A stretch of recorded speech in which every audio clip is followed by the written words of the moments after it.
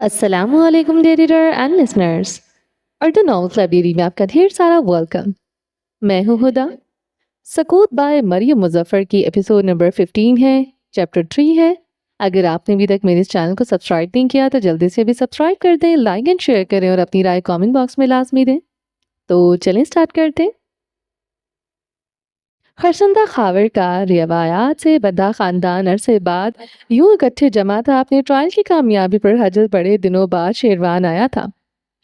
نینا بھی آج دوپہر کو لوٹی تھی اور حیرت انگیز طور پر زویب نین بھی موجود تھا، لیکن ان سب سے بالا تر جو بات مور محل کی دیواروں سے لے کر ملازمین چھوڑ رہائش کے لیے غیر یقینی بنی وہ تھی۔ آج تم نے کیا بنایا ہے ارزان؟ حاجرہ اور ارزان کا یوں شانہ بشانہ بیٹھنا میز پر آتی انواع اقسام کی اشیاء کا جائزہ کرتے۔ حاجرہ نے اپنائیت کے ساتھ بیٹھی اولاد کو پوچھا، مجھے تو کوکنگ نہیں آتی امی، اگر آپ کہتی ہیں تو سیکھ لوں۔ ابتدائی ندامت ایک دم امید بدلی۔ حاجرہ نے فوراً انکار میں گردن ہلائی۔ کیا ضرورت ہے، مجھے بھی نہیں آتی، پر دیکھو میں اتنی کامیاب ہوں کہ نوکروں کی فوج سے ایک وقت میں بیشتر کھانے بنوا لوں۔ کندھوں پر پھیلی چادر درست کرتے نازبی سے کہا۔ ماں بیٹی کے ساتھ بیٹھی نینا تذبذب سے دونوں کو دیکھتی رہی۔ اس کے سرخ بال تازہ تازہ گہرے ہو رہے تھے۔ مغرب کے اندھیروں میں آنگن کی بتیاں روشن تھیں۔ یہ قیامت کی نشانی صرف مجھے ہی نظر آ رہی ہے یا تم دونوں بھی مسلمان ہو؟ بہن اور بھانجی سے نظر ہٹاتے نینا خاور نے بیٹیوں سے پوچھا۔ ہم تو شروع سے مسلمان تھے، البتہ آپ پر شک تھا۔ جواب دور ہو گیا۔ دائرہ اسلام میں شامل ہونے پر آپ کو مبارک، حجل اپنے ازلی انداز میں بولا۔ اس کے ساتھ بیٹھے زویب کی ہنسی چھوٹی لبوں پر ہاتھ رکھتے حجل کے بڑھتے ہاتھ پر تالی ماری۔ کہہ کون رہا ہے جس نے آخری نماز باپ کے جنازے پر پڑھی تھی؟ حاجرہ نے حصہ لیتے تمسفر سے کہا، کم از کم مجھے آپ اپنے باپ کا جنازہ تو نصیب ہوا۔ خالہ، آپ تو اس سے بھی محروم ہیں۔ حاجرہ کی مسکان لمحے بھر میں غائب ہوئی۔ کرسی پر آرام دہ سے بیٹھے نینا نے حاجرہ جلیل کے سپاٹ تاثرات سے خط اٹھایا اور ڈالو بھڑوں کے چھتوں میں ہاتھ۔ جنازہ تو آپ کو بھی نصیب نہیں ہوا تھا نینا، مردہ جسم کے بجائے صرف راکھ ملی تھی۔ نینا کی ہنسی رکی تو حجل کی بات پر حاجرہ دل کھول کر خوش ہوئی۔ جب سارا کھانا سج گیا تو تشتری اٹھائے دو ملازمین قریب سے نکلے۔ ان کی دوسری منزل کو جاتے قدم جانچتے حجل نے وہیں سے ہانک لگائی، یہ کہاں لے کر جا رہے ہو؟ دونوں کم عمر لڑکیاں۔ بیک وقت پلٹی بیوی جان نے کہا ہے کہ وہ آج کھانا نیچے نہیں کھائیں گی، ان کے کمرے میں لے آؤ۔ جہاں اولاد نے ماں کے فیصلے پر آنکھیں گھمائی وہیں اولاد فکر سے اٹھ کھڑی ہوئی۔ حاجرہ اور نینا ان تینوں کی پھرتیاں دیکھ کر دم بخود رہ گئے۔ کیا ہوا ہے انہیں؟ طبیعت ٹھیک ہے؟ سرمئی کھلے پاجامے شرٹ والا زویب آگے آیا۔ دوپہر تک تو بالکل ٹھیک تھی، میں نے خود انہیں فصلوں سے آئے حساب کتاب پر منشی کے ساتھ صلاح کرتے دیکھا ہے۔ سفید پلازا قمیض والی ارزان بھی ساتھ آئی۔ تم بیٹھو، میں دیکھ کر آتا ہوں۔ سیاہ شلوار قمیض پہنے حجل نے ملازمین سے برتن لیے۔ باقی دونوں نے اس کی مدد کو ہاتھ آگے کیے۔ جب اس نے زینے پر پاؤں رکھا، ارزان تم رہنے دو، ہم سب کو معلوم ہے اس کی یہ حالت تمہاری منگنی کی خبر پر ہوئی ہے، یہ نہ ہو تم پر غصہ اتارتے۔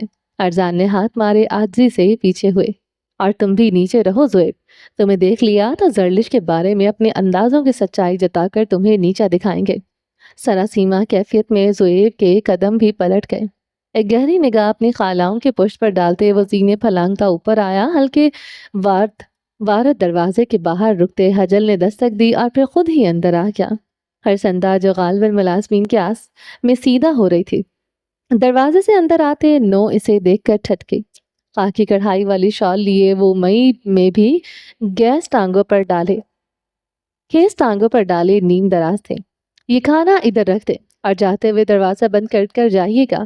حجل سامیان نے سر ہلایا، پلٹتے دروازہ چوکھٹ سے ملایا اور پھر کمرے میں رکھی چوکی کو کھینچ کر بستر تک لایا۔ کھانے کے برتن نانی کی گود میں دھرے اور خود اس چھوٹے تخت پر بیٹھ گیا۔ خشک ہوئے لبوں سے سانس اندر کھینچتے خرسندہ تکیوں کے سہارے بیٹھے اسے دیکھنے لگی۔ آپ کو بھوک لگی ہوگی بیٹے، جا کر کھانا کھا لے۔ سبز آنکھوں والی عورت نے شفقت سے اس کے سر پر ہاتھ پھیرا۔ کھا لیتے ہیں۔ ہاتھ اٹھاتے وہ تخت سے اٹھا اور بستر چڑھتے نانی کے مقابل بیٹھا۔ کپڑے میں رکھی روٹیاں نکال کر ایک ٹکڑا بناتے اس نے بڑے گوشت کے شوربے میں ڈبویا۔ یہ میرا پرہیزی کھانا ہے حجل، اس میں آپ کو ذائقہ آئے گا۔ حجل نے بنا رکے اگلا نوالا بنایا۔ آپ کی مخصوص چیزیں میرے لیے کسی تبرک سے کم نہیں بی بی جان۔ نوالا بناتے خرسندہ کی طرف بڑھائے۔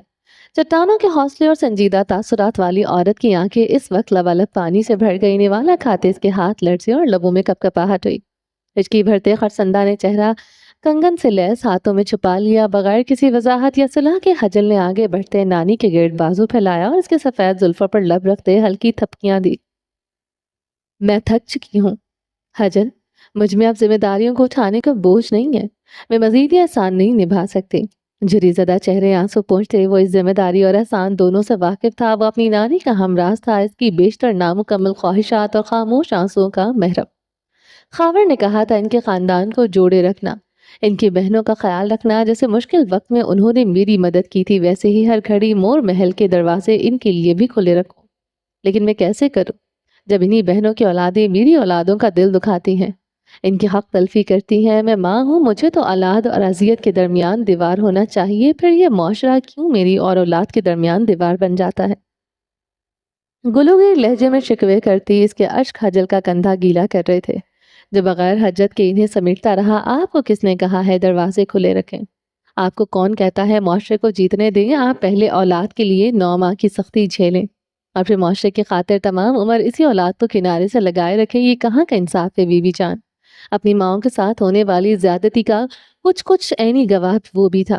اس کے پیدائش کے لمبے عرصے تک خاور کی کچھ غیر شادی شدہ بہنیں مور محل میں رہی تھی۔ حجل 3 سال کا تھا جب خرسندہ کے سسر اور ساس کا آگے پیچھے انتقال ہوا۔ چھوٹے نانا نے جو کچھ آپ کے لیے کیا وہ احسان نہیں، حق تھا، اور اس حق سے 10 گنا زیادہ آپ لوٹا چکی ہیں۔ چوری جوانی، پوری جوانی آپ نے ان کے ماں باپ اور بہنوں کو دے ڈالی۔ اپنی بیٹیاں تو رہے سہی بڑی ہو گئی، اور اب بڑھاپے کا زائد حصہ بھی آپ سسرال کے نام کر چکی ہیں۔ حجل نے متانت سے بوڑھی عورت کو سمجھانا چاہا۔ عمر کے جس حصے میں خرسندہ تھی اب بات سمجھانے سے بڑھ چکی تھی۔ آپ کو نہیں معلوم حجل کہ یہ خیال کس قدر خوفناک ہے کہ اگر روز محشر خاور نے مجھ سے پوچھا میں نے ان سے یہ عہد کیوں نہ نبھائے تھے تو کیا ہوگا؟ خدا کے ہاں میری کیسی سخت پکڑ ہوگی۔ تنے جبڑے لیے حجل کے بس میں نہ تھا ماں کی ماں کو جھنجھوڑ کر عقل کے 4 لفظ دیتا۔ روایات پسند عورت جدت کے زمانے میں سانس لیتے ہوئے بھی دل سے مردہ تھی۔ ٹھیک ہے، یہ آپ کا اعمال نامہ، مگر آپ ارزان کو اس سب میں کیوں گھسیٹ رہی ہیں؟ وہ کیوں پچھلی نسل کے قصوں میں بھینٹ چڑھا ہے؟ خرسندہ کو دور کرتے اس نے ناپسندیدگی سے استفسار کیا کہ آپ کو معلوم نہیں کہ وہ جنید کی بے وفائی سے کتنی خوش ہے؟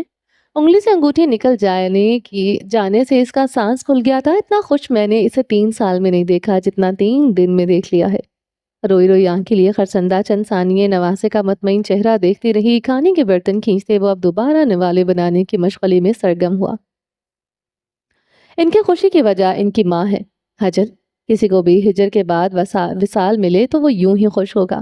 سر ہلاتے اس نے نوالا نانی کی جانب بڑھایا، کھانے کے بجائے دھانی۔ آنکھیں وحشت میں ڈوبی اسے دیکھتی رہی۔ وہ اسے کمپنی میں خود کی جگہ بٹھانا چاہتی ہے، اس کی محبت نہیں مجبوری ہے۔ حجل سامیان کی مسکان لبوں پر پیوست رہ گئی۔ کھانے کے بجائے دھانی آنکھیں وحشت میں ڈوبی اسے دیکھتی رہی۔ وہ اسے اپنی کمپنی میں خود کی جگہ بٹھانا چاہتی ہے، یہ اس کی محبت نہیں مجبوری ہے۔ حجل سامیان کی مسکان لبوں پر پیوست رہ گئی۔ نوالے والا ہاتھ بھی ہوا میں معلق رہا۔ عدسوں کی موجودگی میں بھی حجل کی آنکھوں میں آتی پیچیدگی چھپی نہ تھی۔ حاجرہ نے آج تک مجھے سکھ نہیں دیا۔ خاندان میں منگنی توڑی، اپنی مرضی سے پڑھائی کی اور زندگی گزاری، پھر شوہر بھی من پسند اپنایا، اور جب سے بیوہ ہوئی ہے ناک میں دم کیے ہوئے ہیں۔ سوچا تھا اس نے سکھ نہیں دیا تو اس کی اولاد ہی خوش کر دے گی، مگر وہ تو سر چھٹکتے عمر رسیدہ عورت پشتوں میں کچھ بڑبڑائی۔ حجل سوچ کی کیفیت میں روٹی سالن میں ڈبوتا گیا۔ یہ آپ کی جگہ ہے جہاں آپ وہ اپنی بیٹی کو بٹھانا چاہتی ہیں۔ اگر 12 سال پہلے آپ اس کا بوجھ نہ سنبھالتے تو دیوالیہ نکلا ہوتا۔ محنت کریں، آپ کمر توڑیں، آپ اور کرسی پر راج کریں کوئی اور۔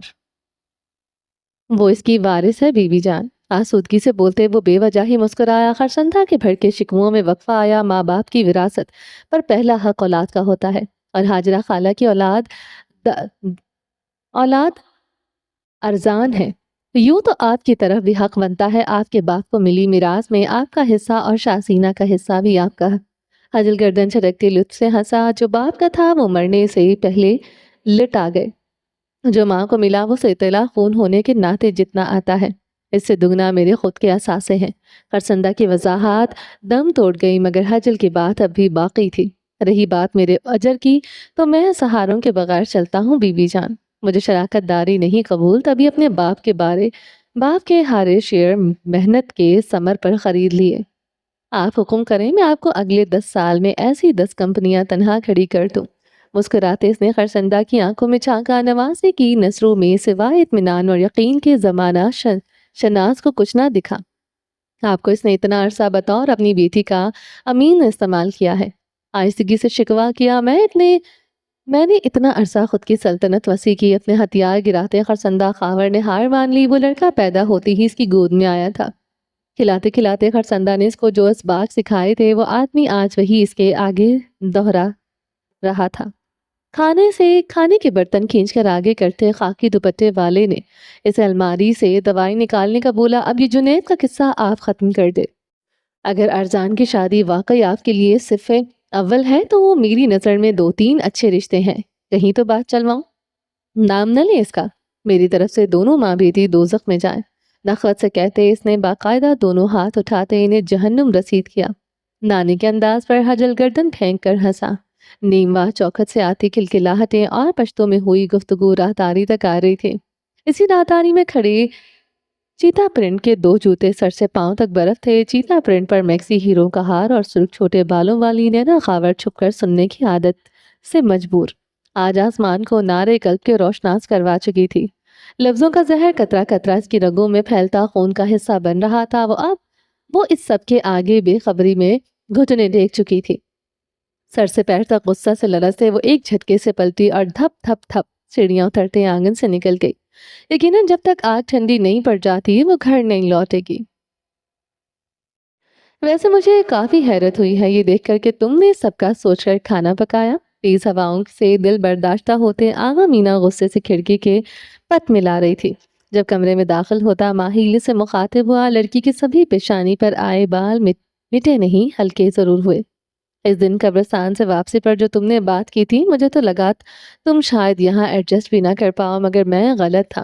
بستر کے نیچے موجود اپنے جوتے نکالتے وہ اس سے پشت کیے بول رہا تھا۔ تم لوگوں نے مجھے اپنے گھر میں جگہ دی ہے، اتنا تو میں کر ہی سکتی ہوں۔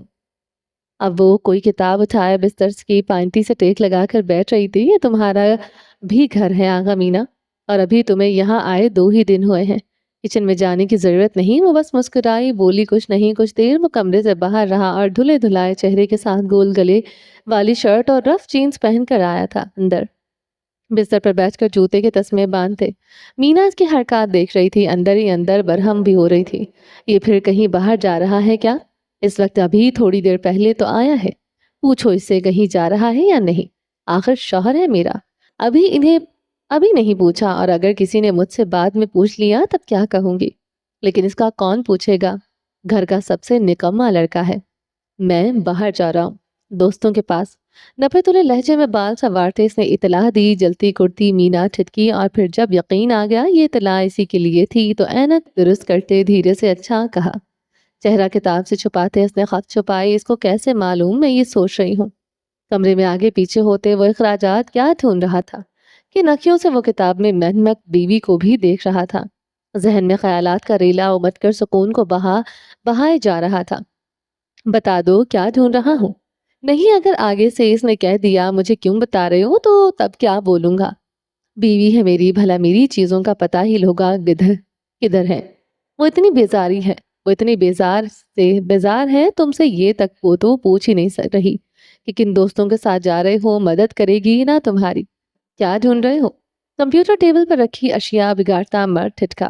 آواز پر گردن پھیری تو مینا کتاب چھوڑے اسے ہی دیکھ رہی تھی۔ اچانک مخاطب ہونے پر پل بھر کو تو سمجھ نہ آیا کیا کہے۔ میری بائک کی چابی نہیں مل رہی، تم نے کہیں دیکھی ہے؟ نیچے ڈرائنگ ٹیبل پر رکھی تم نے۔ مینا کی آواز پر اس کی سوچ کا تسلسل ٹوٹا، ورنہ اس آدمی نے یہی سر میں خاک ڈالنے بیٹھ جانا تھا۔ تمہیں کچھ چاہیے باہر سے؟ مینا نے نفی میں گردن ہلا دی۔ میں دیر سے آؤں گا، مینا نے بس کہا۔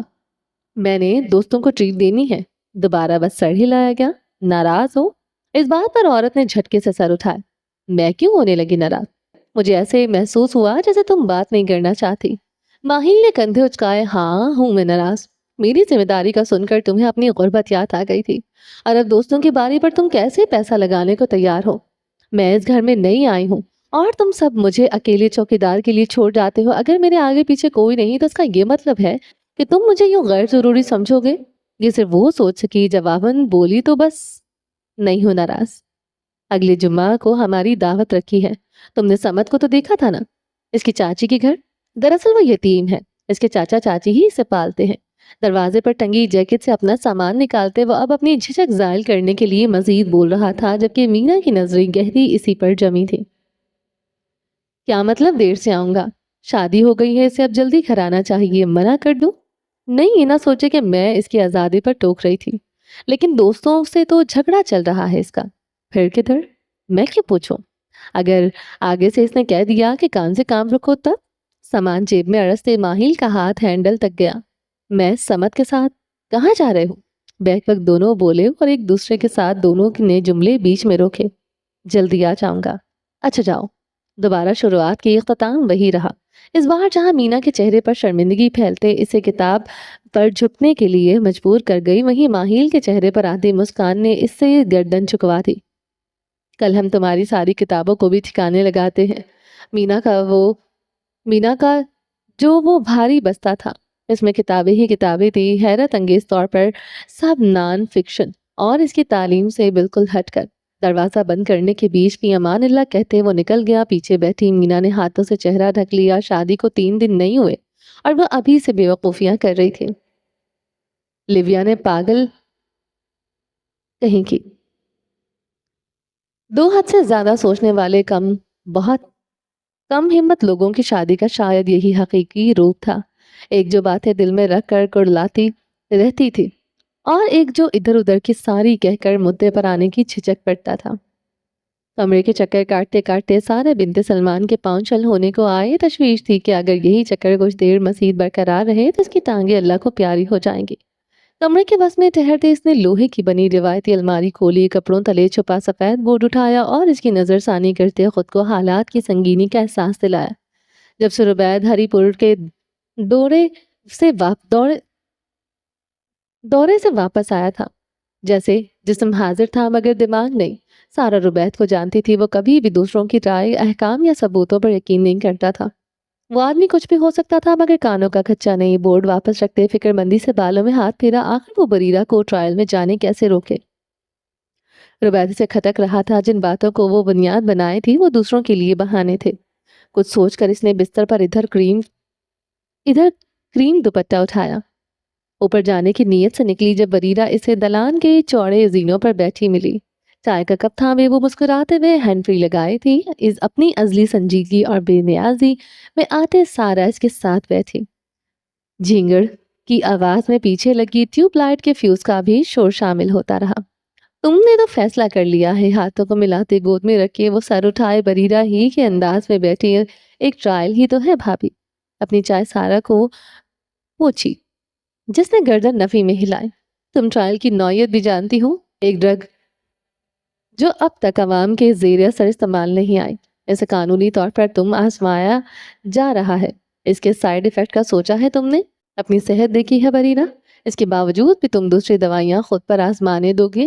چاہ کر بھی وہ اپنی اصلی ناپسندیدگی ڈھانپ نہ سکی۔ کیا یہ صحت کا رونا لگایا ہے؟ میں کیا خدا نہ خواستہ کسی جان لیوا مرض میں مبتلا ہوں یا میرے دن گنے جا چکے ہیں؟ آپ لوگوں کی اسی سوچ کی وجہ سے میں بیزار ہوں۔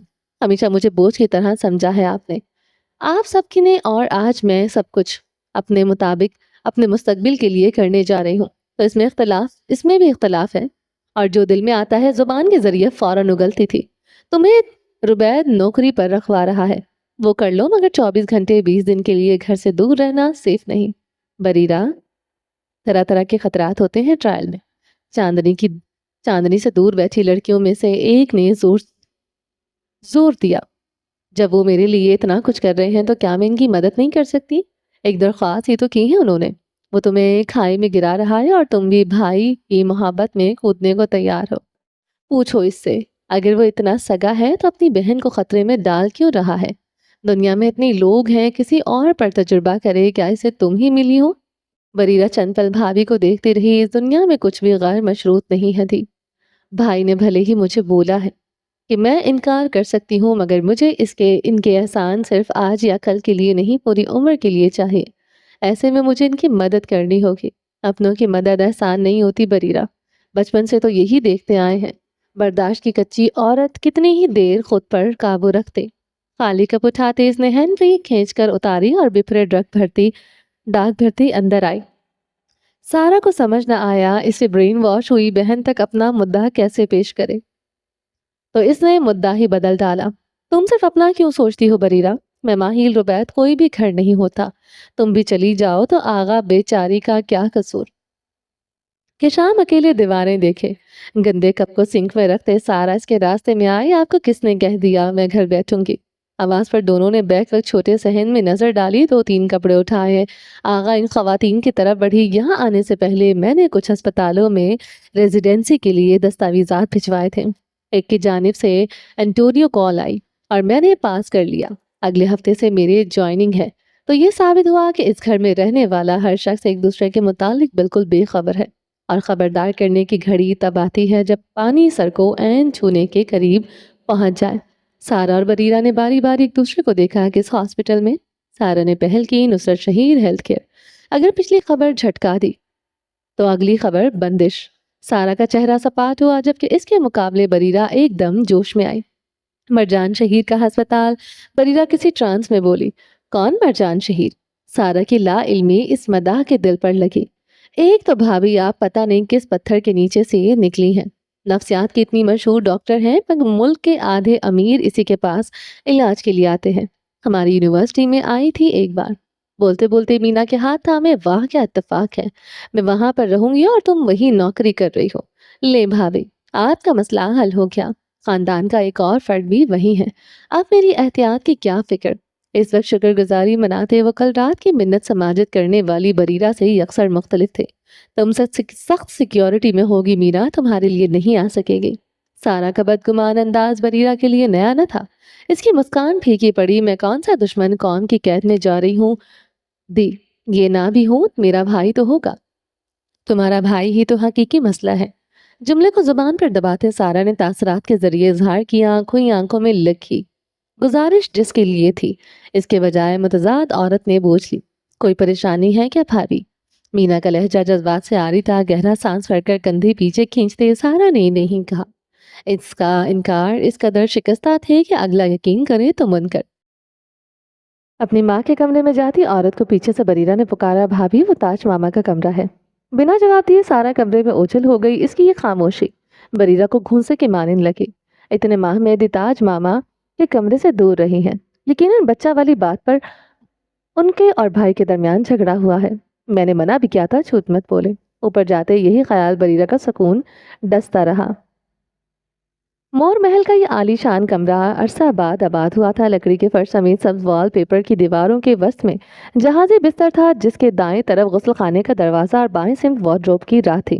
بلند و بالا کھڑکیوں کے سفید پردے فرش کو چھوتے تھے اور ان سے آتی صبح کی روشنی کچھ کچھ کمرے میں پھیلی تھی۔ کیا اس ٹرائل میں ربیت کی بہن کو شامل کرنا ضروری ہے؟ سنگھار گاہ میں لگے شیشے کے سامنے کھڑا حجل اپنی مصروفیت میں تھا۔ آنکھوں تلے سنہری آئی ماسک لگائے وہ اپنے گیلے بال سکھا رہا تھا۔ ہیئر ڈرائر کی اونچی آواز کے بیچ چوکھٹ پر کھڑے زویب کو قدرے اونچی آواز میں کہنا پڑا، ہماری دشمنی ربیت سے ہے، ایسے میں اس کی بہن کو استعمال کرنے کی کیا ضرورت؟ چوہے کو بل سے نکالنے کے لیے چارہ ڈالنا ضروری ہے، اور یہاں پر چارے کا کام اس کی بہن کرے گی۔ سیاہ باترو پہنے مرد نے بالوں پر آخری نگاہ ڈالی، غسل پوش کے عین سینے پر اس کے نام کے ہند سے درج سے HSK، لیکن وہ کمزور بے ضرر سی ہے لالا، ہم نے کون سا اس سے حل چلوانا ہے؟ زویب نے اختلاف کرنے کو دوبارہ منہ کھولا، اگر تمہیں پسند آ گئی ہے تو صاف صاف کہہ دو، اس دشمنی کو رشتہ داری میں بدل دیتے ہیں۔ بغیر دروازے والی چوکھٹ کے ساتھ کندھا جوڑ کر کھڑے زویب کے تاثرات سخت ہوئے۔ میری زندگی میں آنے والی عورت صرف ایک تھی، وہ نہیں تو کوئی اور نہیں۔ متاثر ہوتے حجل نے بھویں کہا، یہ بھی صحیح ہے، ویسے بھی جب تک تم اپنے بگڑے ہوئے چہرے کا کچھ نہیں کرتے کس لڑکی کا چھونے کو دل چاہے گا؟ کراہت سے ناک چڑھاتے اس نے ہاتھ لمبا کرتے بھائی کا شانہ تھپکا۔ تو کیا آپ کی طرح ہی زنانہ حرکات شروع کر دوں؟ اس کے طنز میں جھجک تھی۔ جسم رب کی امانت ہے اور اس کا خیال نہ رکھنا یہی امانت میں خیانت ہے۔ خیانت کاری کا گناہ نہیں جانتے کیا؟ وہ قطار در قطار ٹنگے کپڑوں سمت آیا تھا۔ اور ویسے بھی میری زندگی کیمرے کے آگے گزرتی ہے، بے عیب دکھنا میری مجبوری ہے۔ مجبوری ہے یا جنون؟ زویب بس سوچ ہی سکا تھا۔ اس کا رد عمل جانے بغیر صنعت کار نے گفتگو کا سلسلہ گھما دیا۔ ہم اس کی بہن کو نقصان نہیں پہنچائیں گے، بس اپنے پاس رکھ کر ربیعت پر زور ڈالیں گے۔ اس کی بیوی کا کیا؟ میرا خیال ہے وہ عورت یقیناً نسخے کی موجودگی سے متعلق کچھ نہ کچھ جانتی ہوگی۔ سفید کوٹ نکالتے حجل آئینے کے سامنے آیا۔ اس اینابیل کی سگی بہن کو تو اب ہم سے دور ہی رکھو۔ ٹیڑھی عورت ہے، آنکھوں سے ہی بندہ نگل لیتی ہے۔ سارا سے ہوئی ملاقات یاد آنے پر حجل نے چھرچری چلی۔ پیچھے کھڑا زویب زیر لب مسکرایا۔ حجل سامیان اور کسی عورت سے ہچکچا رہا ہے؟ ہچکچا نہیں رہا، درست موقع کے انتظار میں ہوں، تاک کر وار کروں گا۔ بچھو ہوں، فطرت سے مجبور نہیں۔ کوٹ کے ساتھ شرٹ منتخب کرتے وہ خود پسندی سے مسکرایا۔ مقابل اس کا مداح تھا، توصیف نہ بھی کرتا تو نگاہوں میں آتا تحیر سب بیان کر دیتا۔ اس کے گھر کے کچھ ملا؟ ابھی تک تو نہیں، 2 دن بعد دوبارہ تلاشی کرنے جاؤں گا جب اس کی بیوی اینیورسری کے لیے نکلے گی۔ حجل کے ماسک ہٹاتی انگلیاں ٹھہری، شیشے میں ہی دکھتے عکس سے مخاطب ہوا۔ کون سی اینیورسری؟ اپنے گمان کو دباتے پوچھا۔ سارا اور ربیعت کی ویڈنگ اینیورسری پرسوں ہے، 4 جون۔ حجل نے آئینے میں دکھتے کزن کے وجود پر غیر جذباتی اظہار کیا۔ ربیعت زجاج کی ویڈنگ اینیورسری نومبر میں آتی ہے، 11 نومبر کو، اور وہ پچھلے سال ہو کر بھی گزر بھی چکی ہے، جس پر اس کی ساس کا انتقال ہوا تھا۔ گدھا بنائے جانے کا احساس کیسا ہوتا ہے؟ دھیرے سے سیدھے ہوتے زویب کے چہرے سے آیا ہوا۔ بھائی کے سامنے ہوئی شرمندگی اس کے لیے ربیعت کے جھوٹ سے زیادہ اہم تھی۔ ربیعت نے تمہیں بیوقوف بنایا ہے زیب؟ مگر کیوں؟ وہ برہم تھا، یہی تو معلوم کرنا ہے۔ بھائی کا بازو تھپکتے اعتماد دلایا۔ چہرے پر چھائے ابلیسی ارادے پڑھنے کے لیے اگلے کا دل بھی ویسا ہی چال باز ہونا چاہیے، جو یقیناً اس کی اس اندھے پرستار کا نہ تھا۔ بازار کا شور آج عام دنوں کے مقابلے زیادہ تھا۔ عید قربان نزدیک تھی اور ہر فرد اپنی تیاری مکمل کرنے نکلا تھا۔ ایسے میں آغا مینا نے کچھ خرید و فروخت کرنی تھی اور گھر میں ماہیل کے علاوہ اس سے فارغ ترین کوئی شخص نہ ملا تھا۔ پشتو میں فرفر بولتے وہ پھر پھل فروش سے بھاؤ تاؤ کرنے میں مصروف تھی، خود بھی اپنی ہم زبان کو دام سستے بتا رہا تھا۔ روایات باریک نقطوں والی سفید اوڑھنی میں اس کا آدھا چہرہ ڈھکا تھا۔ موٹر بائیک کے ساتھ کھڑا ماہیل اپنے ازلی مایوسی انداز میں ادھر ادھر دیکھتا رہا۔ فارغ ہو کر آتی لڑکی کو دونوں ہاتھوں میں مختلف اور بے انتہا پھل تھے۔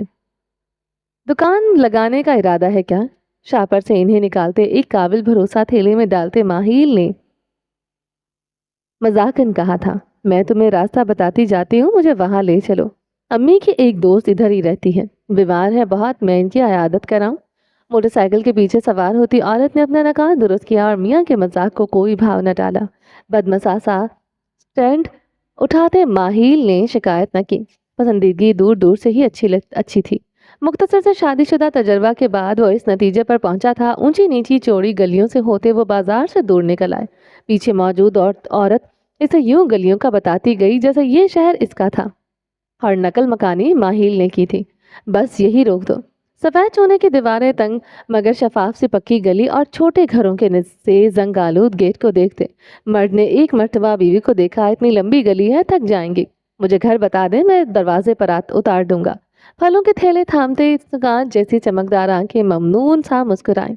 میں تمہیں خود بھی ملوا دیتی ان سے، لیکن ان کے گھر میں کوئی مرد نہیں، ساری عورتیں ہیں، آپ اندر کہاں آؤ گے؟ مجھے بس 15 منٹ لگیں گے، آپ ادھر سامنے دکان میں بیٹھ جائیں۔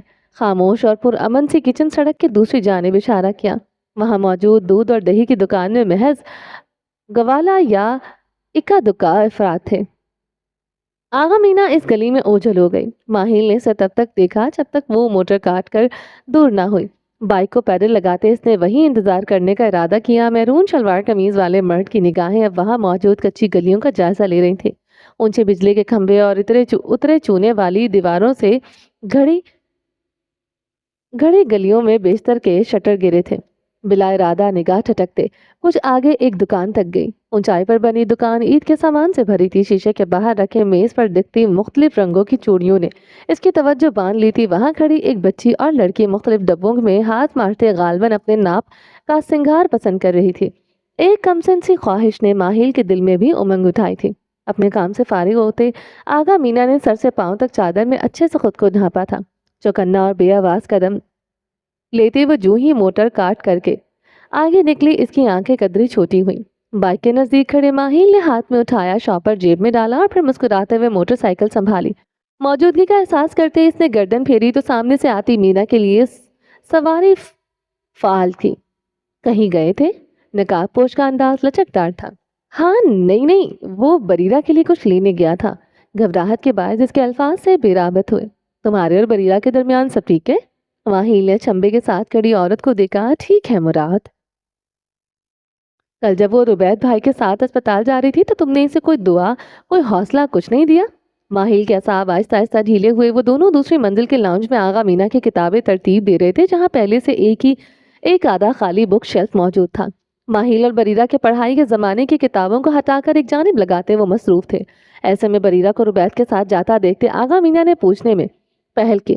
ماہل کو اندازہ نہیں تھا 3 منٹ کہ اس گفتگو میں مینا نے اس کا بظاہر بے نیاز مگر مکمل طور پر متوجہ موجود محسوس کیا تھا۔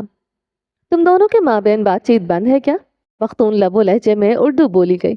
بریرہ جذباتی ہے، میں اس کی ناراضگی پر دھیان نہیں دیتا، خود ہی ٹھیک ہو جائے گی۔ زبردستی مطمئن ہونے کی اداکاری کی، لیکن مجھے لگتا ہے اس مرتبہ ناراضگی تمہاری طرف سے ہے۔ ماہل کی اداکاری ہوا ہوئی۔ تمہیں برا لگا ہے کہ ربید بھائی نے اسے تم پر فوقیت دی؟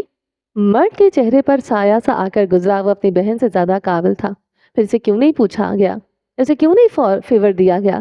وہ تمہاری بہن ہے ماہل، اگر تم دونوں کے درمیان کوئی غلط فہمی ہے تو اسے دور کر لو۔ پیچھے سوار ہوتے اس نے ایک ہاتھ سے ماہل کا کندھا تھاما۔ آج کل وہ ہواؤں میں ہے، اسے پرواز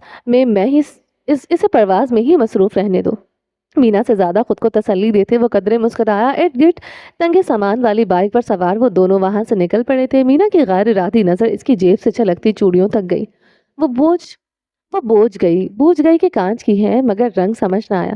یقیناً میرے زوال کی وجہ سب ہے۔ صبح کی تازہ ہوا چہرے پر تھپیڑے مارتی رہی، جبکہ ساملی رنگت والے مرد کو اب یقین ہو چکا تھا۔ یہ 4 جون کی شام تھی۔ تاج در میں سناٹے بسیرا کیے تھے۔ آغا مینا اور ماہل کل شام کو پشاور کے لیے نکلے تھے۔ پرانے کرایہ دار سے چابی لینی تھی، نئی کو دینی تھی، اور پھر آگے ماہل کے ماؤں کے ہاں ان کی دعوت تھی۔ ایسے میں سارا کی گاڑی وہ لے کر گئے تھے۔ بریرہ حسب معمول اپنے کمرے میں بند تھی، جبکہ سارا کی موجودگی نچلی منزل پر چھائی تھی۔ چاندنی رنگ کی شلوار قمیض سمیت کامدار دوپٹہ ڈالے وہ اپنے کمرے میں کھڑی تھی۔ ربید کا بھی کچھ دیر قبل پیغام آیا تھا، 7 تک تیار رہنا، میں ڈرائیور بھیج رہا ہوں، اور پتہ بھی۔ اسے صبح کام کے سلسلے میں ہری پور جانا پڑا، اور وہاں سے ابھی واپس ہوتے وہ سیدھا ہوٹل پہنچے گا۔ نہ جانے کتنی گھڑیاں بیٹھ کر اس نے محض اسی سطر کو گھورا تھا۔ دل ایک انہونی کی کیفیت میں ڈولتا رہا۔ اس دن کی ملاقات کے بعد وہ آج ملنے جا رہے تھے۔ کیا اس نے میرا جھوٹ پکڑ لیا ہے، یا پھر اسے اب تک اصل تاریخ یاد نہیں آئی؟ بس میرے معاملے میں آپ کو اصول یاد آتے ہیں، باقیوں کے معاملے میں ہر اصول توڑ دیتی ہیں۔ نفرت سے بھپری نینا ماں کے کمرے میں موجود تھی، تسبیح کے دانے گراتی خرسندہ کی آنکھیں بند اور چہرہ جھکا تھا۔ جب کچھ سال پہلے میں نے اپنا حق مانگا تھا کہ بابا کے جو شیئرز ہیں انہیں مکمل طور پر مجھ تک منتقل کر دیں، مجھے بٹوارا چاہیے، تب آپ نے اتنا واویلا کھڑا کیا تھا کہ عورت گھر میں ہی جچتی ہے، اور اب پیچھے رکھے صوفے کی سمت اشارہ کیا۔ وہاں بیٹھی ہاجرہ بگڑے تاثرات لیے خود سے 10-11 سال چھوٹی عورت کو دیکھتی رہی۔ اب یہ اور اس کی بیٹی ایک مرتبہ پھر روایات توڑ رہی ہیں، اور آپ نے انہیں قطعی نہیں روکا۔ غصے سے کھولتی عورت حلق کے بل چلائی، وہ کمپنی میری ہے، اسے میں نے کھڑا کیا ہے، تم ہوتی کون ہو اس کا بٹوارا کرنے والی؟ صوفے سے کھڑے ہوتے ہاجرہ اسی کے انداز میں چیخی، میرا باپ اگر سرمایہ نہ لگاتا تو تم کیا ہتھیلی میں کمپنی سجاتی؟ تمہیں تمہارے باپ کے سرمایہ کا طے شدہ حق ملتا ہے، ہر ماہ جتنا حصہ بنتا ہے تمہیں اور تمہاری اولاد کو برابر ملتا ہے۔ میری اولاد کو بھی تمہاری بیٹی نوکر جیسی حیثیت دیتی ہے۔ ملک والے رتبے کے وہ قابل نہیں ہے، مالک والے رتبے کے وہ قابل نہیں ہے۔ صاف کہو وہ سگی بہن کا بیٹا ہے، تبھی عزیز ہے، اور زویف تمہاری سوتیلی بہن کا خون ہے، تبھی ایسا ناگوار ہے۔ نینا تنفر سے لڑسی، زبانیں بند کر دو دونوں، نہیں تو کٹوا کر گردنوں میں ٹانگ دوں گی۔ تسبیح کرتی ماں دانت کچکچاتے بولی، اس کی اتھیڑ عمر اولاد کم سن بچیوں سے بھی زیادہ کم عقل تھی۔ میری طرف سے وہ ارادہ تم دونوں اور تم دونوں کی اولادیں سب کے سب بھاڑ میں جاؤ۔ اگر اتنا ہی اختلاف ہے مجھ سے تو ابھی کے ابھی دفع ہو جاؤ مور محل سے۔ یہ گھر میرا ہے، یہاں رہنا ہے تو سر جھکا کر رہو۔ दरवाजे की सिमत इशारा करते खरसंदा खावर का अंदाज यकबस्ता और आंखें खूंद लिए थी। दोनों बहनों ने एक दूसरे को देखा। जहां नैना के चेहरे पर रंजीदगी और रकावत थी, वहीं हाजरा का इत्मीनान काबिल तारीफ छोटी मानती थी। इसके जवाल की वजह जन्ने वाली माँ और जन्ना हुआ बेटा है, जबकि बड़ी बहन जवाल जैसी किसी सिफ्त को मानने पर तैयार न थी। दरवाजे पर खड़ी अरजान की आंखों से निकलते आंसू खुले लब पर आ ठहरे। ये बीबी जान ने इसे किस गलती की सजा दी थी। कांपते हाथ लिए हिचकी रोकी और अपने कमरे की सिमत दौड़ लगा दी। एक ऐसा घराना था जहां हक तलफी को तहजीब का नाम दिया गया था और गैर जमहूरी राज कानून था। क्या मेरे सवाल की वजह मेरा ऐसे घराने में औरत होना है, या फिर इस कानून की बाकी औरत की बेटी होना? दरवाजे से लगी अरजान ने सहमे हुए जहन से इम्कान लगाया था। जीनी उतरकर नीचे आती सारा आज आम दिनों के मुकाबले सहूलत से ज्यादा तैयार हुई थी। मेकअप भी खासन चमकदार मगर हल्के रंगों का था। वो सीधे घने बालों पर कसा हेड बैंड मोतियों से सजा था। वो अभी भी बरीरा को हिदायत समेत अपनी देर से आने की इतला देकर आ रही थी, जब ऊंचाई पर खड़े होने की वजह से का गली का मंजर दिखाई दिया। साथ वाले घर में वो अपनी कुर्बानी की गाय लाए थे। बच्चे इश्तियाक से जानवर के आगे जमा थे, जबकि गली में मौजूद बकिया जानवर समेत इसने भी शोर बर्पा कर रखा था। सारा का खड़े खड़े दिल बैठा। अपने मसाइल में वो जानवर लाने की जिम्मेदारी यकसर भूल गई थी। हर साल जानवर का बंदोबस्त से लेकर इसके हिस्से की तकसीम तक हर चीज जमा करती थी, और उनके साथ माहिल बरीरा होते थे। क्या इस साल ये सब मुझे करना होगा? गुर से कराहत खाने वाली और कितनी देर वहां खड़ी बेजार रहती अगर फोन की घंटी न बजती। ड्राइवर बाहर आ चुका था। ऊंची हील में चलती इसने घर के ताले एक मर्तबा मजीद देखे और फिर चौखट अबूर कर गई। शाम के 7 बजे मरजान शहीर अपने आखिरी पेशेंट के बाद अस्पताल के पार्किंग लॉट में आ रही थी। कुछ दिनों के लिए हजल का ड्राइवर इसकी खदमात के लिए हाजिर था। नीले से इम्तिजाज के रंगों वाली मरचान की चाल भाग कर आते शख्स के लिए कदरे सुस्त हुई। करीब आकर रुकने वाला ये तबीब अस्पताल का मेडिकल सुपरिटेंडेंट था। एक मसला हो गया है डॉक्टर साहिबा, ऊंचे चौड़े वजूद वाले निगरान ने सांस बहाल करते मुतल्ला किया। कैसा मसला? अपनी गाड़ी तक जाते मरजान के कदम मध्यम हुए, रुके नहीं। वो जो लड़की HSK फार्मा की दवा से मरी थी, ये आप हजल को बताएं। हल पेश करते वो दोबारा पिछली चाल पर आई थी। मसला हमारे अस्पताल का डॉक्टर कर रहा है। उस सर से आती आवाज पर इसके गैर इरादी ब्रेक लगा। मार्बल के फर्श पर रुकी लड़की ने चलती हवा से बेनियाज चेहरा फेरा। निगरान के चेहरे का तवक्कुर गवाह था, मगर मामला संगीन है। वो जब अस्पताल लाई गई थी तो मुर्दा थे। HSK फार्मा ने हमसे इसकी मौत की रिपोर्ट बदलने का कहा। जिस डॉक्टर ने इसको ICU में देखा था, इसके अंदर का फरिश्ता जाग गया था। अगर हमने इसे न रोका तो वह असल रिपोर्ट पब्लिक कर देगा। मरजान ने दांत कुचकुचाए, बातों को जरा राज बनाने के फन में कोई इस जैसा माहिर न था। जिंदगी ढल जाएगी मगर मसाइब नहीं। वापस हेल्थ केयर की इमारत को जाते रास्ते पर रवा इसने कसलमंदी से दोहराया। ये कोई जेरे तामीर मैदान था जहां सड़कें तो पक्की थी मगर इमारत फासले पर मौजूद थी। सारा बिनते सलमान की गाड़ी सड़क से उतरती चिप्स के पास पाथ वे पर चलती होटल की इमारत के सामने खड़ी ठहरी। एक जानिब को ढलान के मानिंद बिना वसी और शफाफ लॉन था, जबकि दूसरी जानिब शाम की रोशनियों में मुनव्वर पत्थर और लकड़ी की मदद से खड़ा होटल अपने अमूमी जहाज बस्ती की जगह आज एक नाजुक सा क्लच हाथ में उठाया था। वो जानती थी यहाँ पर कमरा पेश की अंदर इंदराज पर ही दस्तयाब होता है। आबादी इतनी न थी कि जो थी वो अपने कामों में मसरूफ फासले पर फैले थे। अंदर का माहौल भी लकड़ी और ईंटों से बना था। चांदनी लिबास वाली औरत गैर दिलचस्पी से हर एक चीज को देखते इस्तकबालिया मेज के नजदीक आई। जब किसी ने पीछे से मुखातिब किया, मिसेस रुबैत जजाज, साफ लिबास में आप एक लड़की मुस्तफर हुई है। सारा ने मोहतात अंदाज में गर्दन हिलाई। मेरे साथ आ जाएं। मुस्कुराते अपने पीछे चलने का कहती वो औरत सीढ़ियों की सिमत आई। 3 मंजिला से इमारत में लिफ्ट का इंतजाम न था। सफेद गाड़ी में बैठे जोएब को गली में होती हलचल का मुशाहिदा करते काफी देर हो गई थी। रोशनियां, गाने और शोर से लड़कों ने मोहल्ले को सर पर उठाया था। अगली निशस्त उठाकर अंदर से फोन निकालते इसने हजल को एक सतरी पैगाम लिखा, आई एम कुकिंग। जवाब का इंतजार किए बिना फोन बंद करते निशस्त की कुर्सी तले फेंका। गाड़ी से बाहर निकलते इसने किन अखियों से मुकाबल सिम मगर कुछ फासले पर मौजूद स्याह पिराडो देखी। अंदर बैठे लंबे तिरंग मजबूत जिसामत के अफराद को गर्दन से चलने का इशारा करते वो आगे बढ़ गया। ताजदर के नीले गेट के सामने लड़कों का एक हजूम खड़ा था। सादगी से अंदर आते ज़ुएब नैन की हरकत होशियार थी। जो सारा जीने पार करती इसका दिल मजीद डूबता जाता। तरह तरह के वहम और वसवसे से हौला रहे थे। जेरे लब हर किस्म की दुआ पढ़ते वो क्लच को भी एक हाथ में करती तो कभी दूसरे मगर पसीने किसी तौर कम ना होता। डरते इसने रुबैद को कॉल मिलाना चाही। जब सामने चलती मुलाजमा रुकी, आपके रूम की मैम। सारा मुस्कुरा भी ना पाई थी। फिसलते हाथों से चाबी लेते इसने झट कफल खाने में डाली। घुमाने से कबल बिस्मिल्लाह पड़ी और फिर एक झटके से खोलते अंदर आई। वहशत ने नया रूप धारा और अब सारा सरापा इश्तियाल बन गई। I am cooking.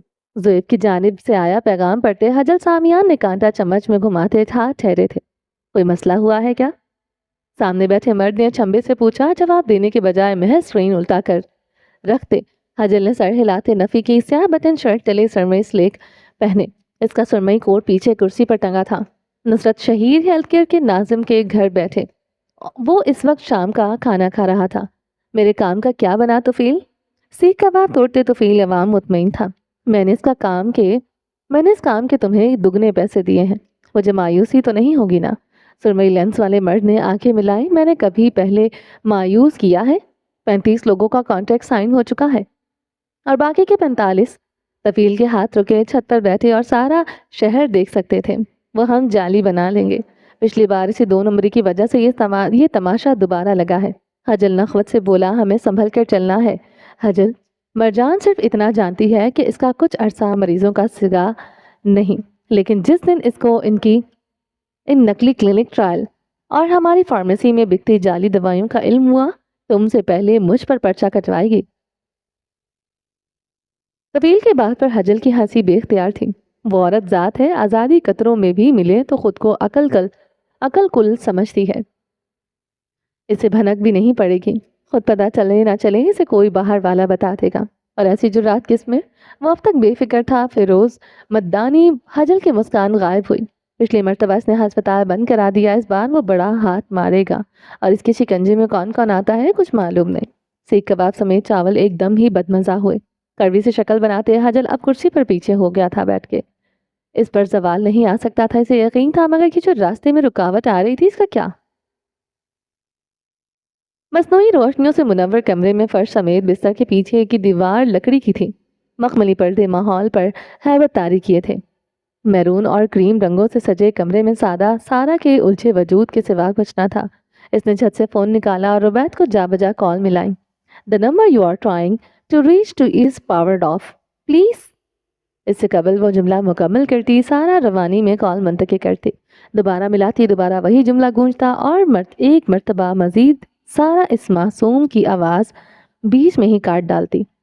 27 साला दवा साज का सर चक्कर आ गया और हाथ पांव फूले। क्या रुबैद मेरा झूठ जान चुका है? जिस दिन से सारा ने एनिवर्सरी भूलने का शिकवा किया था, वो घर बस एक मर्तबा आया और वो भी गाड़ी में ही बैठे बैठे बरीदा को नीचे आने का पैगाम भेजा। सारा से मिलने की जहमत भी न की। गर्म गदाज गद्दे पर धप से गिरते इसने अपने शौहर की पिछली निगाहें याद आईं। रुबैद ज़जात का गुस्सा इसके लिए अजनबी था। खैर से पिछले कुछ दिनों से वो सरता पैर अजनबी हुआ था। परेशानी में क्लच बिस्तर पर फेंका। गद्दे से टकराने से कबल वो चादर तले मौजूद किसी मजबूत शय से आड़े आया। मुस्तरफ सी बैठी औरत चौंकी। चंद गर्दन फेर कर चादर के उभार को देखा और फिर झट से गद्दे पर मौजूद सफ़ेद खुली रजाई उठाते इसके पांव शल हुए। और वो कोई तोहफा था। हल्के नीले मुस्ततील बक्से पर सब फीता बंधा था।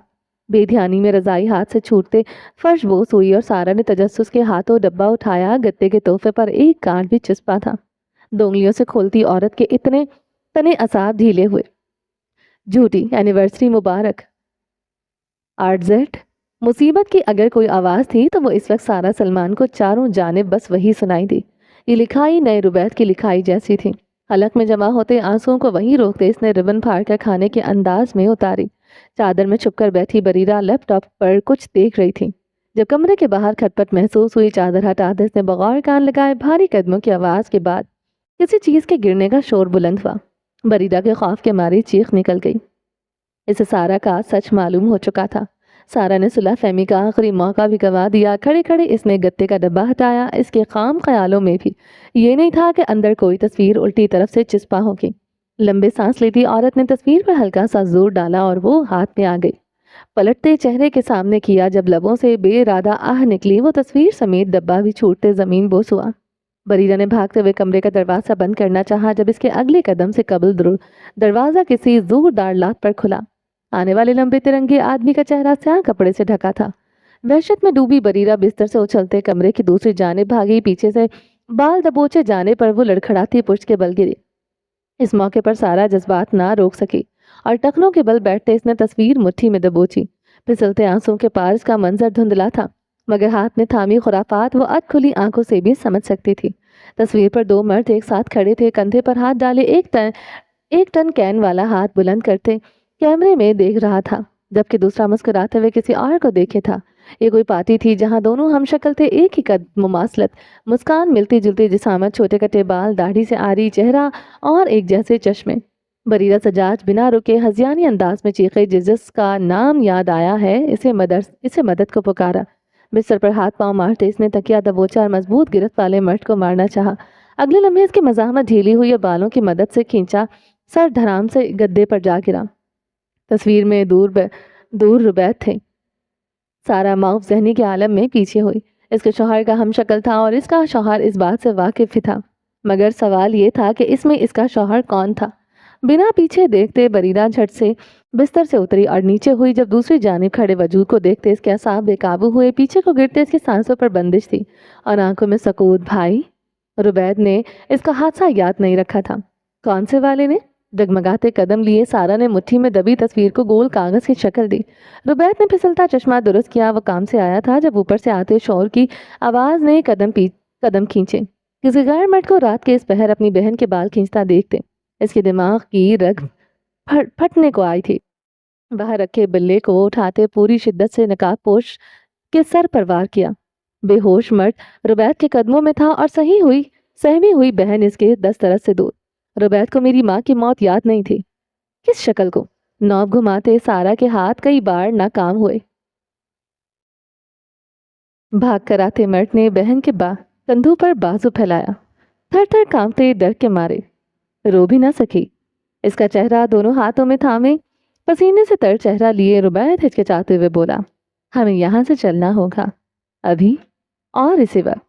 रुबैद ने मुझ पर गुस्सा किया और मुझ पर चिल्लाया। मुझे तन्हा कर डाला रुबैद ने, पहली बेयकीनी से, फिर डगमगाते हुए, इसके बाद शिकस्ता और आखिर में उजलत से जीने उतरती सारा अंधाधुन इमारत से बाहर निकली। इसका भाई कामदार दुपट्टा में जमीन से फिसलता आगे जा रहा था। चेहरे पर आंसू के मिटे निशान थे और तमाम सीधे बाल शानों से आगे गिरे थे। लोगों की परवाह किए बिना इसने गाड़ी बुलाने के लिए फोन निकालना चाहा। जिस सवारी में बैठकर वो आई थी दूर से चलती दिखी। सारा का जहन इस वक्त इस कदर बेहाल और बिगड़ा हुआ था, सवाल या तफ्तीश की हिम्मत बाकी न थी।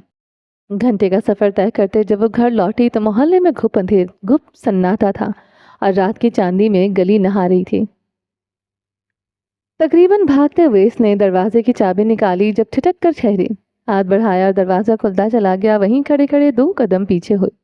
मैदे के मरोड़ ने कल्ब को लपेट में ले लिया और सारा को दिल बंद होने की कैफियत महसूस हुई। पक्के सहन की बत्तियां बुझी थी। माहिल के मोटर बाइक एक तरफ को गिरी थी और दलान में मौजूद बांस का सोफा बीच सहन में उल्टाया गया था। बेजान कदम और आंसू रोकते वो आहिस्तगी से आगे आए जब अंदर की तोड़ फोड़ दिखी। बरामदे का सामान टूटा हुआ था, हर चीज बिखरी हुई थी। तहस नहस इसकी माँ की तस्बीहात के दाने फिसल कर सहन तक आ रहे थे। सारा के बेजान कदमों में एकदम जान आए। इसकी माँ का मकान बर्बाद हुआ था तो यकीनन इसकी जद में मकान वाले भी आए होंगे। बरीरा बैठे हुए गले की आवाज से भी आंसू में दबी मिली थी। बरीरा सजाज कुशादा सीढ़ियां फलांगते इस मर्तबा कुछ जोर लगाकर पुकारा। दूसरी मंजिल के दाखिले पर ठटका। पर्दा आधा नीचे को लटका था। बरी भाग कर आते सारा ने कमरे के आगे अध खुले दरवाजे को देखा। दरवाजा वाह किया। वह कमरा रोशन था, मगर रोशनी से सारा को क्या बैद था जब कमरा खाली था। दिल के मकाम पर हाथ रखते इसने दीवार का सहारा लिया। वह जितना अपनी माँ के खानदान को बचाए रखना चाहती थी, वो इतना ही रेजा रेजा होकर बिखरा चला जाता था। रात के इस पहर वो कहाँ गई होगी? मैं किससे अपने मसाइल बांटूं? अब तो रुबैद भी नहीं। दीवानावार घर का कोना कोना छानते اس کی وحشت میں اضافہ ہوتا رہا، تمام گھر تباہ کاری کا شکار ہوئے تھے، ہر کونے میں دہشت پھیلی تھی۔ بریرہ زجاج لاپتہ تھی۔ کیا سارا کے جھوٹ بولنے کی سزا اتنی سنگین تھی کہ وہ اس کی بہن کو لے گئی؟ تاج مینا کے کمرے کی تلاشی لینے کو آتی سارا نے جو ہی کمرے کا دروازہ کھولا، ایڑیوں کے بل پیچھے گری گدے اور چادر سے آری بستر پر اسی سفید گتے کے ٹکڑے دھرے تھے۔ اس سے پشت کیے اس کے دراز کا چوڑے شانوں والا آدمی سر جھکائے تھا۔ سارا سلمان کے جسم پر کپ کپی تاری ہوئی، ہاتھوں میں سنگسٹکی نوٹ لیے شخص اس کی آمد پر پلٹا۔ اپنے شوہر کا چہرہ دیکھتے سارا از خود 2 قدم پیچھے ہوئی۔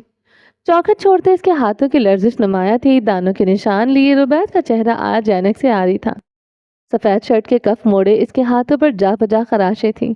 اس بات کا کوئی شبہ تک نہ تھا، گھر کی بربادی میں کس کا ہاتھ ہے؟ مجھے لگا تم محض پیار میں اندھی عورت ہو، مگر تم تو پیغامات اٹھائے داد دی۔ میری سوچ سے زیادہ بے وقوف نکلی۔ اپنے گھر میں یہ سب کون چھپاتا ہے؟ وہ آدمی بے انتہا غیر محفوظ تھا۔ ننھی پیشانی اور مضبوط جبڑوں والی عورت نے باورچی خانے کی سمت دیکھا۔ مت دیکھو ادھر، تمہیں کوئی ہتھیار نہیں ملے گا، کوف سے بولتے مرد نے دروازے کے ساتھ کندھا جوڑا۔ سارا کا کانپتا وجود اب اس کے قابو میں تھا، مگر ڈولتا تھا دل اب تک پہنچ سے دور۔ اس آدمی کی نگاہوں میں سے انسانیت نہیں دکھی تھی۔ یہی ربید اور اس میں سب سے پہلا تضاد تھا۔ تمہیں اگر میری حقیقت پر شک تھا تو براہ راست پوچھ لیتی، یہ اتنی محنت فضول کی ہے۔ بریرہ کدھر ہے؟ وہ پہاڑ کھانے کو آئی، میرے پاس ہے، یعنی محفوظ ہے۔ جب اسے احساس ہوا مقابل نے بات کا یقین نہیں کیا تو اضافی کہا، میں اسے نقصان نہیں پہنچاؤں گا۔ زرگیا سونے جیسی۔ سارا کا ذہن شل ہوا، تنا ہوا وجود کمزور پڑا، بیدار آنکھیں لیے وہ نیم اندھیرے میں کھڑے مرد کے تعصب کو بس دیکھ کر رہ گئی تھی۔ زجاج تمہیں اسی نام سے پکارتا ہے نا؟ چھوٹے کٹے بالوں پر انگلیاں پھیرتے وہ بدمزہ ہوا۔ سارا کی آنکھیں چھوٹی ہوئیں، کون ہو تم؟ وہ سختی سے بولی، ہاتھوں کو مٹھیوں میں تبدیل کیا، زویب ذوالقرنین، ربیت زجاج کا دوست۔ وہ اپنی جگہ پر اٹل رہا، اگر میں نے تمہاری بات نہ سنی تو یقیناً بریرہ کو نقصان پہنچاؤ گے۔ بگڑے ہوئے برآمدے میں 2 وجود آمنے سامنے تھے۔ میں اپنی بات واپس لیتا ہوں، تم اتنے بھی بے وقوف نہیں۔ اس کا افسوس ستائش میں بدلا تھا۔ وہ ربیت زجاج کا ہم شکل وہی تھا، بہروپیہ، نینا اور ذوالقرنین کا بیٹا زویب نین۔ باورچی خانے تک جاتے اس نے چائے کی نیت سے چولہا جلایا۔ گیس کی قلت دیکھتے اس کی خوش مزاجی غارت ہوئی تھی۔ وہ اداکاری کرنے کو تیار تھا، اسیروں سے اب قیاس کا بحر مبارک۔ چلیں جی، باقی کا نیکسٹ ایپیسوڈ میں کنٹینیو کریں گے۔ جیسے یہ ایپیسوڈ آئے گی انشاءاللہ آپ لوگوں کے لیے ریکارڈ کر دی جائے گی۔ اگر آپ نے ابھی تک میری چینل کو سبسکرائب نہیں کیا تو جلدی سے ابھی سبسکرائب کر دیں، لائک اینڈ شیئر کریں اور اپنی رائے کامنٹ باکس میں لازمی دیں۔ اپنا ڈھیر سارا خیال رکھیے گا، دعا میں یاد رکھیے گا۔ ملتے ہیں نیکسٹ ایپیسوڈ کے ساتھ، تب تک کے لیے اللہ حافظ۔